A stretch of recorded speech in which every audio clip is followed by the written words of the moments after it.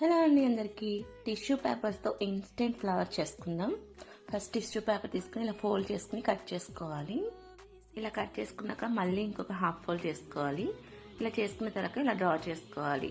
మనకి ఏ షేప్ కావాలంటే ఆ షేపు. నేను ఇలా కొంచెం ఫ్లవర్ టైప్ సూది మల్లెపూ ఉంటుంది కదా, ఆ టైప్లో కట్ చేసుకున్నాను. ఈ రౌండ్స్ అన్ని కట్ చేసుకున్నాక ఈ రౌండ్ మధ్యలో చిన్న నాట్ లాగా మళ్ళీ కట్ చేసుకోవాలి. నాట్ కట్ చేసుకున్న తర్వాత మనం ఇవి 4 ఫోల్డ్స్ చేసుకున్నాం కదా, అంటే ఈచ్ లేయర్స్ 8 లేయర్స్ వస్తాయి. సో మనం ఈచ్ లేయర్స్ తీసుకుంటే ఫ్లవర్ అనేది పల్చగా ఉంటుంది. అందుకని మనం 2 లేయర్స్ని ఒక ఫ్లవర్లా తీసుకోవాలి. ఇదిగో ఇలా చూపిస్తున్నట్టు విడివిడిగా 2 లేయర్స్ తీసుకుని దాన్ని ఇలా ఫ్లవర్ షేప్లో పెట్టుకోవాలి.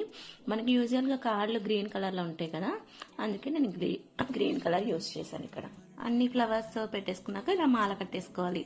మనకి ఎలా వస్తే అలాగా. నాకు అలా అయితే ఈ స్ట్రైట్ లైన్ వచ్చు, అందుకని ఇలా మాల కట్టేసుకున్నాను. బాగా ఫోర్స్లో లాగకూడదు, ఫోర్స్ పెట్టి లాగితే తెగిపోద్ది. అసలే టిష్యూ పేపర్ కదా, చాలా డెలికేట్ ఉంటుంది. చాలా నెమ్మదిగా కట్టేసుకోవాలి. వన్స్ అంతా ఫుల్ అయిపోయిన తర్వాత మన ఇన్స్టెంట్ ఫ్లవర్ మాల రెడీ అయిపోతుంది.